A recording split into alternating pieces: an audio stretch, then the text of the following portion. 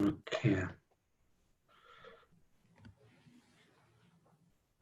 Okay, so yeah, good morning everyone. My name's Tony Davison. I'm the commercial director for Northampton Saints.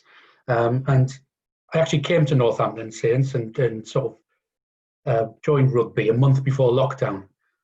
So obviously, typically, that's not a great time to join a new organisation. But at the same time,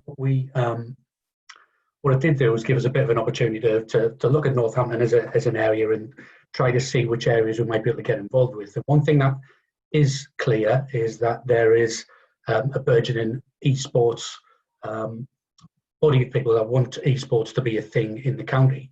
Obviously, Caroline's going to come along in a moment and talk about what the Cobblers are doing, everything that the university's doing. Then obviously there's some epic lineup in places like Kettering who are already doing esports events. But at the same time, our involvement in esports, we need to think, what is our involvement going to be? I mean, we could do nothing, and the way the market is at the moment, wouldn't necessarily be a bad time to kind of do nothing and to get involved in something which is new. But at the same time, rugby in particular has a headache with the demographic of our fans. We've got an aging demographic. It's predominantly male. So obviously with esports, there's 65% male still, but 35% female. 7% or so of fans are aged between 18 and 35. So there's a real opportunity for us to reach out to a whole new age group that rugby probably isn't touching at the moment. So given that we do decide that we do want to get involved in esports, we've then got a choice how. And there are a host of different models that we could theoretically go down in order to get involved in esports. And given that picture tells 1,000 words, I've just put a few images up there on the screen and of how different people and different organisations have got involved in esports. I suppose bottom left-hand corner there is Boston Uprising. That is an investment made by the Kraft family, who also own the New England Patriots in an Overwatch team, Boston Uprising. Now, obviously, there's no connection directly there with the Patriots. It's a pure investment model. So there is the option, I suppose, that Saints could just buy a team. Given the financial situation that ourselves and a lot of sport and a lot of the world find ourselves in, not necessarily a kind of a sensible decision there. At the same time, you've got Munster Rugby there, who are the first, if you like, rugby team to get fully involved there. They've bought a team or invested in a team called Phelan Gaming in Ireland, and who were the predominant team in Ireland with the view to making Ireland an esports country, which is obviously a very sort of interesting, also I suppose noble pursuit there as well. But at the same time, speaking to the Munster guys, they're obviously very keen on the upside, that they've identified the same headaches that we have with our demographic. There's a similar sort of upside there that they can hopefully get out of that involvement with what is now Munster Rugby Gaming. In the top left-hand corner there, you've got West Ham, which is the fine athletes there of the West Ham esports team. They've had something of a love-hate relationship with esports. They were one of the first football teams to really get involved. Their first with very much a gateway game of FIFA, which, while very much an esport, a lot of esports traditionalists would probably say not in the same league as things like League of Legends as far as a pure esport is concerned. But their first esports player said some inappropriate things on Twitter. They've whenever they try to push esports, they get grief from fans of, why are you spending this money and time on esports when you should be spending money on players? That typical fan mentality almost. But it has opened up new opportunities for them. As you can see there, they've got a dedicated esports shirt which they sell with dedicated esports sponsors on. So while in some respects a cautionary tale in some respects, at the same time, I suppose West Ham would argue it's been successful. And then I suppose in the middle is a very interesting guy there. He's not someone I was familiar with before I researched this, so I'm going to have to refer. Porcher is the name. Sam Porcher Carmody. He's an interesting guy because he's a guy from Exeter who signed for a Swedish esports team who are now based in America, sorry, you're now based in London playing an American game. So, for someone like that, it really shows the global opportunities that esports gives. And then you've got what I suppose many people would regard as the predominant football esports team in Paris Saint-Germain, who their esports team play across a host of different platforms and games, from FIFA, obviously, to things like League of Legends, etc. If Saints were going to get involved, could we theoretically own or take over a team? That is an option. And then there is the option to do something which is, I suppose, just participate in events. Now, through lockdown, this has given a lot of opportunities for, I suppose, rugby has been involved with an esports tournament for Ghana on the 2nd of May, which was a combination of gamers, professional rugby players and fans. Had a battle royale on Fortnite, head to head. It had around 30,000 viewers, which is I suppose fairly good, given there was no other rugby to have at the time. But I suppose what it was really lacking is, I suppose, credibility from a pure gaming point of view in some respects, but at the same time, a real build-up. I think if clubs had properly bought into that at an earlier scene, we could have seen those numbers far, far higher than 30,000.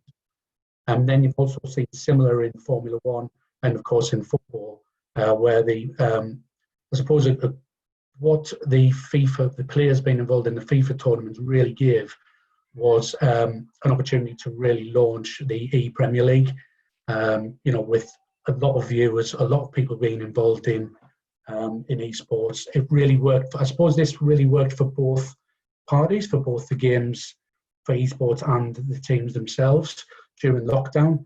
But I suppose as far as longevity is concerned, esports being a credible sport and competition in its own right, you've kind of got to wonder a little there, would you ever watch 11 esports players playing in a football stadium? The performances of the esports players,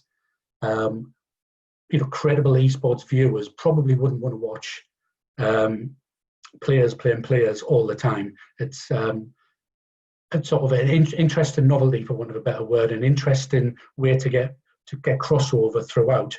But at the same time, I don't think esports, if you like, needs the professional footballers to be a credible event in its own right. And then you have, do we just become a venue?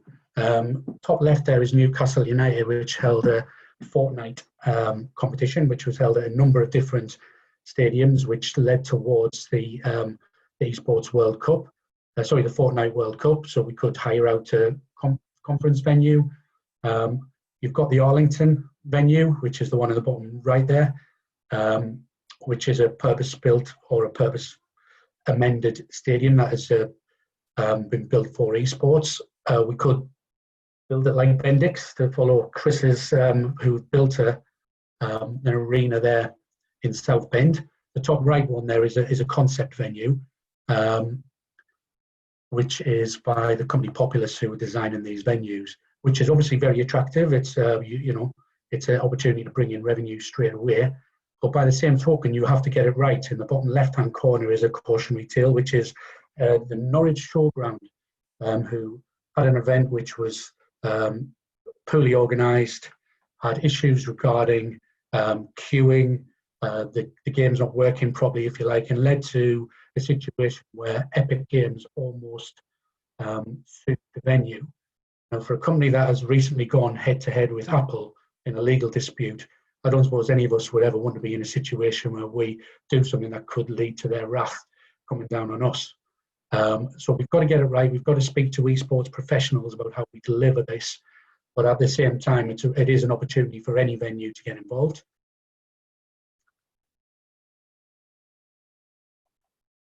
And then you've got a really interesting specific rugby model, which was Twickenham Stadium playing home to the Excel esports team.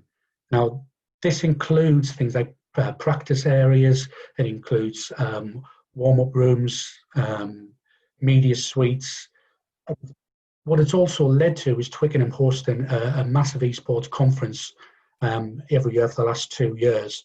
And so that's opened up an opportunity for Twickenham to be potentially seen as one of the main esports venues.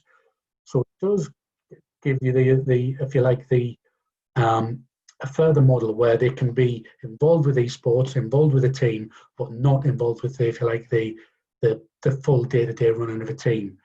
So I suppose essentially from the Saints perspective, we're very much at a crossroads on which of these models is the right model to go down. Do we get involved with our own team? And I suppose, like with many sports, talent, the very best talent is what drives real engagement and what drives real involvement from the wider esports world. That talent is expensive. Would we want to go down that route? Would you want to go down the venue of just being a venue?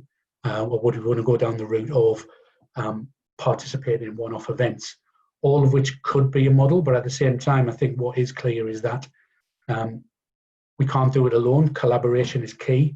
And I think having a group like this where you have Digital Northampton, you have the cobblers, and you have the university, we need to find our place in that. And I think that's important, because one thing is for sure, esports can't be ignored, if you like, forever. I think it's something that we should be involved with to some degree or another. We've just got to find our place. So obviously I'm open to any questions and happy to wait until the Q&A if people prefer. Thanks very much for that, Tony. Really interesting there. One question I've got just around the fan side, say the Saints fan side, are they a driver for this? Do you get a lot of engagement from them asking you to do something in this area, or is it more coming from the club itself that you want to do something? I think not really. It doesn't really come from the fans. I think the fans of sports teams tend to be very much obsessed about their own team almost. And I think using that West Ham example, they've got kind of 3,000 Twitter followers, and whenever the club tweets anything about the first team, all the fans get on there and say, "Why are you doing this thing? You need to focus on the first team." So there's always an obsession with the first 15 in rugby or the first 11 in football. But at the same time, we have identified that we do have this aging demographic, and we need to do something about trying to find a way to bring younger people through rugby and to be cooler. So I suppose from our point of view, that's why we've identified that we need to spend some time on this. But at the same time, we do need to be mindful of the fact that the people who pay our wages might be slightly reluctant for us to do it. Yeah, that's a comment in the chat from Peter Jones from the university. Is it your fans' kids and grandkids that would be into esports? Yeah, I think that's an excellent point. If we can do a combination of the two, if you as a grandparent are into rugby and your grandchild almost isn't, at the minute we aren't really creating a gateway for to brainwash those youngsters into getting involved with Saints. And we've got a question from Jake. He leads the digital academy they're building at Northampton College. We've spoken to Jake. He's going to do a presentation for us at one of our next events. He said, who would be useful in advising on the facilities technology needed for a small scale setup? I think I think we need to be slightly realistic. I think at the same time, Saints, we've got people on site, if you like, who are event specialists. But at the same time, I think if we were going to do something one thing, a small sales setup we could probably do in-house. But I think if we ever wanted to do something bigger and wanted to put on a bigger sort of LAN event or even something which is broadcasted, we need to get external help. Because I think, fans of any sport, and I include esports in that, can kind of smell fakeness. I think authenticity is important. If we sort of say, wake up tomorrow and say, right, we're an esports venue, I think we need to be really careful not to kind of do that. We need to have the right expertise to deliver things very, very well. And so certainly that Norwich Showground example shows you the risk of not doing it properly. So I think for a small scale event, we could probably, we could definitely cope with that in-house. But if we're going to do something on a bigger scale, we need to get help in. Yeah. And just to add to that, Jake, I'd say Epic LAN, they're a company that put on gaming events, esports events all over the country, and they do 2 big events each year at the Kettering Leisure Village. Their managing director, John Winkle, hopefully is going to be on the panel at the end there. I would say they would be real experts in getting that kind of advice if you wanted to go down that route, and that's one we can connect you with at some point. That was great, Tony. We'll probably end it there and move on to the next one, and then hopefully you'll stick around for the panel, and then we'll get some questions there. Great. I'll stop the record now.